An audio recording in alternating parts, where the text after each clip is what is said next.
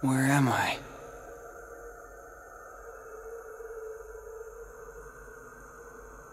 Stay asleep.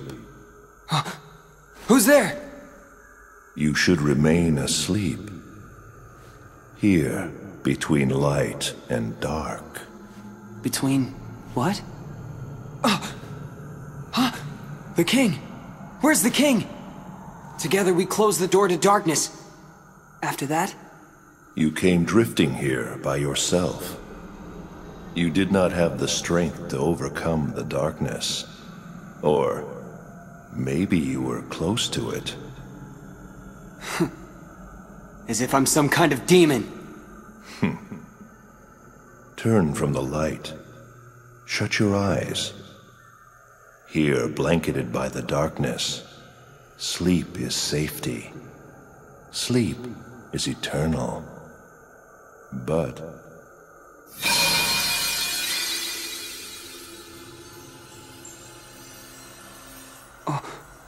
What's this? it is a door to the truth. Take it and your sleep ends as you take the first step toward the truth. But know this, the truth will bring you pain. Will you still go? There is no return to the security of sleep.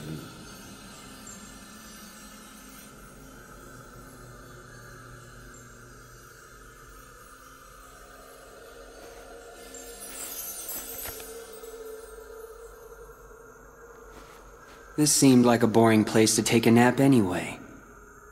That was very well said, Riku.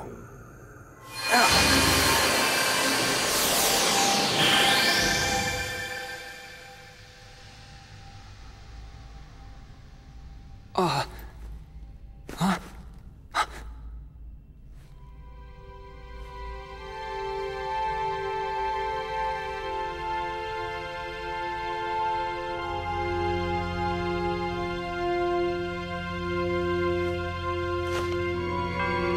A door to the truth, huh?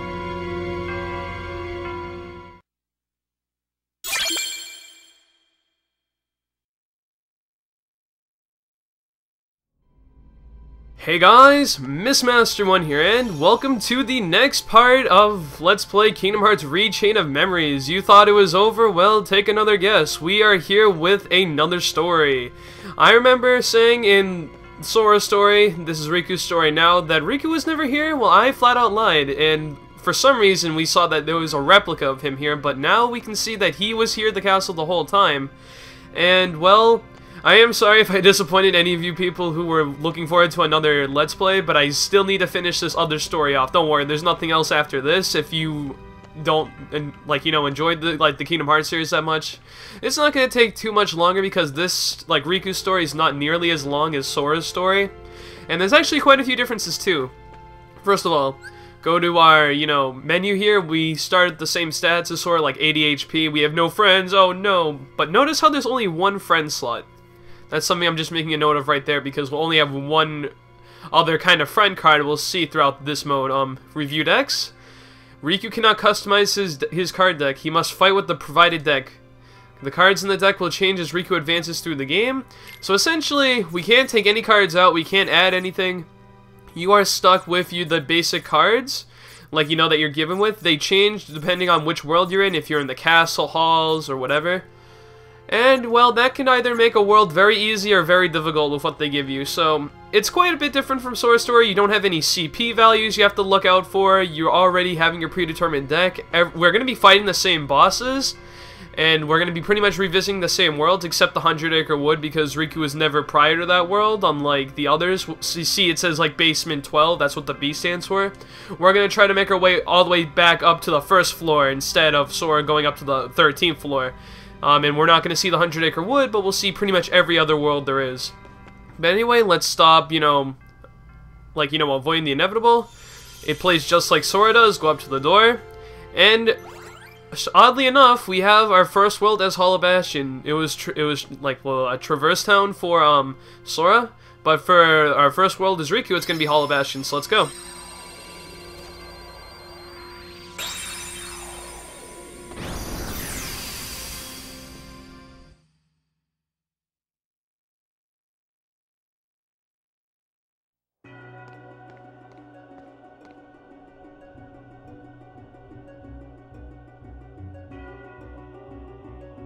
This is Hollow Bastion.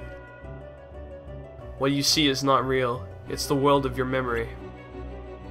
My memory? The things you remember from your time at Maleficent's castle became a card. And that card made this world. You've seen everything here before, haven't you? Yeah.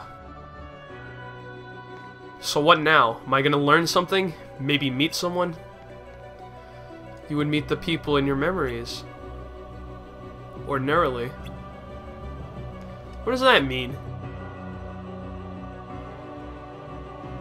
Hey, I'm asking you a question.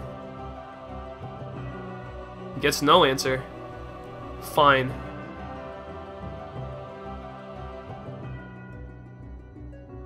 But it better be you I run across next, voice. Okay. So yes, we are going to start off in Hollow Bastion, but don't worry, it's not going to be like floor 10 like it was in ours. Key of Beginnings. It's going to be the easiest world. It may seem strange since, you know, it was one of the harder worlds later in Sora's story, but you go to worlds differently, like visiting worlds, so they're going to have different, like, difficulties as opposed to Sora's story. Also, I forgot to mention this mode's called Reverse Rebirth. That's what I'm going to have in the title to differentiate the two, as well as having, like, the blue outline against the text in the thumbnail. But anyway, I really need to think of any other things I need to explain that's different. Riku runs, I don't know if it's a little faster or slower than Sora. He covers a lot more ground with his, like, roll right there. Like that. He does, like, kind of like a somersault sort of deal. And let's get into battling with him. So, you get first strikes on the enemy like Sora, and they take a little bit of damage. And the way I suggest you go about fighting is that, depending on the type of deck you have, like, it's completely random. Well, it's not random, you get the same deck no matter what world you're in, but you get a different kind of, deck depending on which world you visit. So, essentially, you cannot have the same cards. Sorry, I'm not, commentating too well. It's been a while since I recorded. This is the first video I've recorded in probably about a week or so, because I recorded stuff in advance and stuff like that. I am back in school now, but hopefully on the weekends I can record a decent amount of videos so I can be okay for the weekdays. And yeah, anyway, Riku, yeah, it's just basically like Sora, except you don't get any like types of magic cards. You have a high potion card sometimes. Another very important thing to know is that his reload card doesn't have a number on it. If you just tap it, it automatically reloads all the cards, so you don't have to charge up your reload, so it's pretty awesome that way. You have to be much more careful with using slates in worlds because you don't have like a mega ether card or elixir card. You sometimes have a high potion card, but that doesn't, always come through, so you gotta be careful about that. And in terms of leveling up, you don't get CP or slates. You do get HP like Sora, but you also have your attack boost, but you also see darkness boost down on the bottom there that we can't select yet. But essentially HP is the same thing. AP is attack power, which means it goes up 1 point every time you do that. So we're gonna upgrade that. I always recommend you do AP whenever you can, because again, HP is not a gigantic deal. And wow, that's rare. We actually got 2 level ups in one fight, so we can level up both. So level up our HP, and there we go. And don't worry about the darkness thing yet, because it's not in the story yet that we can actually level that up, so it's not a big deal. Just like in Sora's story, we start out with like the Moment's Reprieve card, but let's use the Feeble Darkness card. But yeah, essentially it's a lot like Sora's game. In fact, it's pretty much like it, except the maps are going to be redesigned differently. We have different scenes across Castle Oblivion during the halls when we exit and enter floors, because obviously Sora never met up with the real Riku, and he went to sleep in that giant pot at the end. So this is going to be pretty interesting. I recommend that if you want to see what really happens to the very end of this game, you keep watching, because Riku's story actually continues a little after Sora's story. Like, I'm not going to say anything else, but let's just say that there's more to this game than when Sora left off, because Riku's going to have a different perspective on it, and it'll explain, a lot more things. Going in here, like to our world map, we see it's pretty much laid out similar to like Traverse Town. It's not quite the same, but it's not that large either like it. We're going to be heading down this way, and we need a 2 or higher card. That's why we have, I don't like Bottomless Darkness though. Yeah, let's use Bottomless Darkness, why the hell not. The card values are going to be different towards other rooms, obviously, since, you know, it's completely redesigned with the floors and, like, the types of cards you get per, like, sets of floors.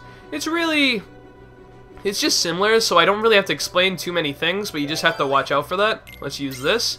And just like Sora, we have story doors, so let's go through our first one with the Key of Beginnings.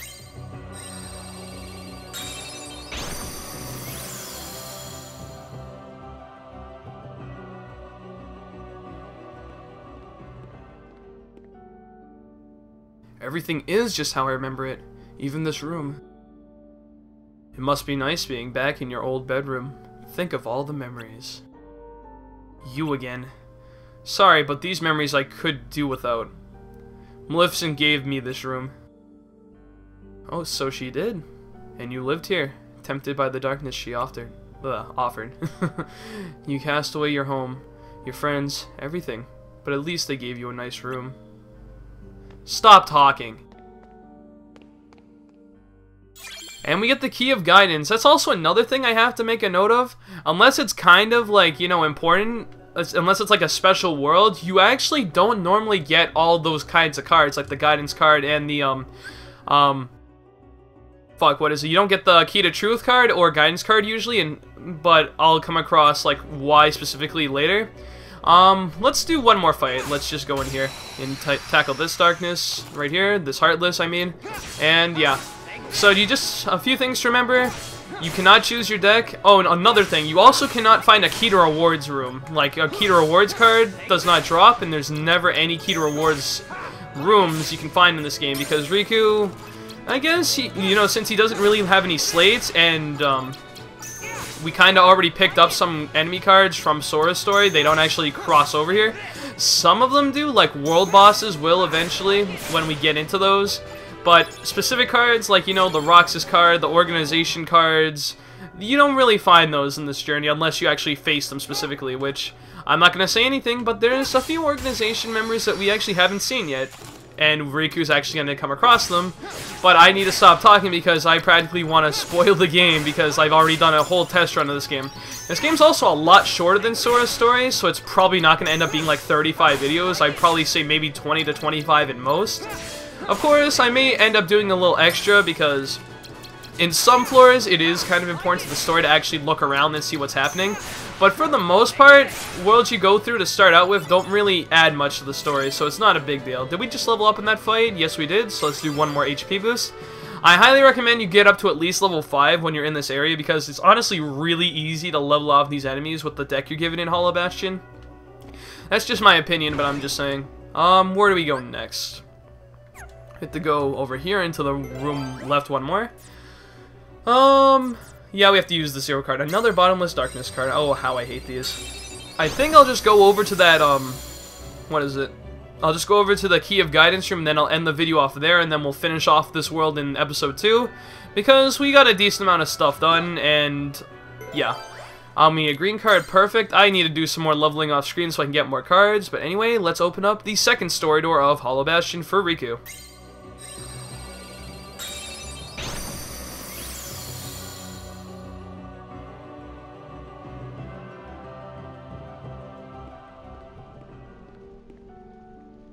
No one here either. There's nothing but Heartless in this castle.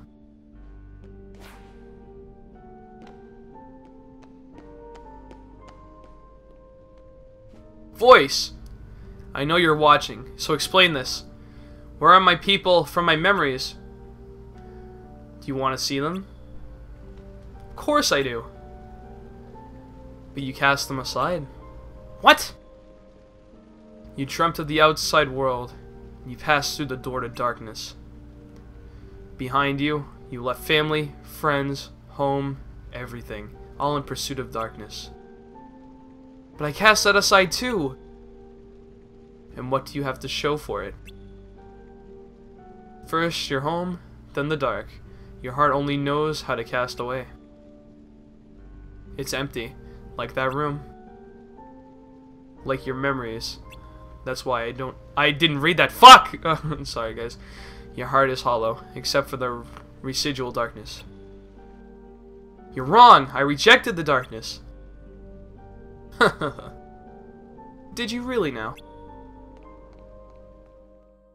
And we get the key to truth. So we've been trying to come across, like, you know, people in this castle, like just someone. We've been revisiting the whole castle, but we haven't found anyone yet, so it's getting really kind of bleak for Riku right now because he's trying to find someone from his memories because that's what he was told. But I think I'm going to end the video off here, and I'm going to do a few more battles so I have the cards I need to progress through to the end of this world. Oh god, Heartless, get away. But anyway, guys, can I find a safe spot for once, please? No one can touch me over here, right? Yeah, I guess so. Anyway, guys, I've been Mr. 1. Thank you guys for watching. This has been episode 1 of Let's Play Kingdom Hearts Rechain of Memories Reverse Rebirth, Riku's story, and I will see you guys next time for when we do the rest of Hollow Bastion, and maybe go up to the next floor to see what happens after that. I've been Mr. 1. Thank you for watching. I'll see you guys next time. Bye, guys.